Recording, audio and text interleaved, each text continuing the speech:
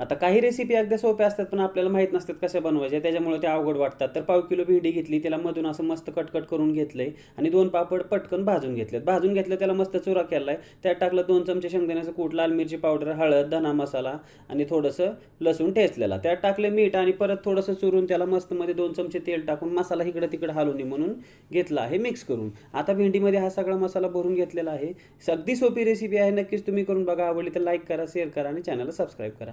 आता सगळा मसाला भरून घेतल्यावर घेतले 2 चमचे तेल, जिरे आणि मोहरीचा तडका देऊन मस्त त्याला कांद्याला पण छान असा चटका दिला. लगेच टाकले टोमॅटो, त्या दोन्हीला मिक्स असा चटका करून लाल मिरची पावडर, कांदा लसूण मसाला, हळद आणि थोडंसं यालाही मीठ टाकून लगेच पाणी टाकलं खाली लागून म्हणून आणि परत मिक्स करून थोडंसं मीठ टाकून आणि धना पावडर टाकून परत ह्याला थोडं पाणी टाकून ठेवलंय.